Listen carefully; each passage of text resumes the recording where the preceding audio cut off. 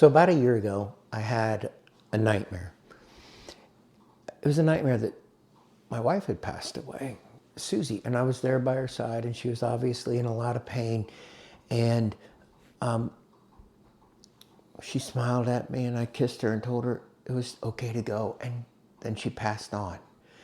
Now, I've been told that if you wake up at the right time in a dream, your body and your mind can't tell the difference between the dream and reality, and that's exactly how I woke up. I have never felt so unbelievably empty in all my life. Nothing even close to this.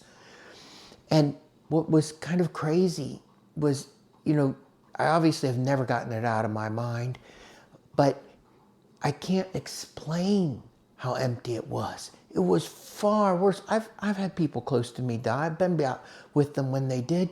Nothing even remotely close to this. And I couldn't understand where it had come from, because we've had a good marriage, more than a good marriage. We've been dating since we were 18 and 16. And if I was going to change something about our marriage, one of the first things I'd change is that we got married sooner. It's been a good marriage, but the good times didn't explain the whole. I've just never felt anything like that. Excuse me.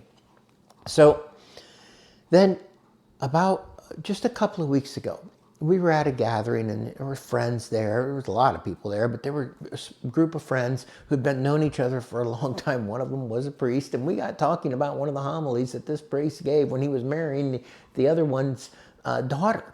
And he said something, got a little off the rails, because he said that, marriage is like God's relationship with the church. And he goes, now, I'm being a priest, I married the church and married God, so I skipped all that misery of being married to a woman. Now you can imagine that's not exactly what a person should necessarily say at the homily of a wedding. But I mean, the crowd was crazy. I mean, some of us were laughing like crazy because we knew everybody involved. Some weren't laughing at all. They were in shock. But we were all laughing at this gathering together. And then it struck me. I suddenly understood the whole. Because you see, there's some truth to that. When you're married to someone, there's a lot of misery comes with marriage.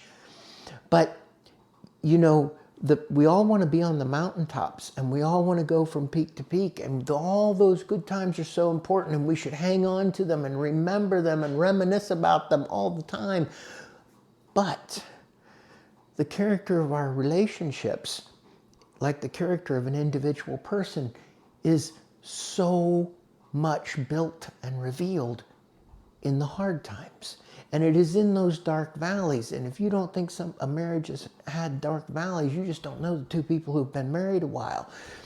But it is when we're traversing the valley of death, as the psalmist would say, together with someone, whether it's a person or God, who is a person, but that's when it's built. And I looked back in an instant, and I knew that that's where that explained the whole. The good times and the bad times put together made this massive whole. And if there weren't the bad times, the whole wouldn't have been so big. And that's true with our relationship with God too. It's built so much during the bad times. And here's the key in both cases. Whether we're talking about your marriage or your relationship with God, one of the things we always have to remember, or the best advice I can give a lot of times, is to just hang in there. Because so much of the battle is just hanging in there. And when you come out on the other side, what you have is so great, and it can't be built without hanging in through the hard times.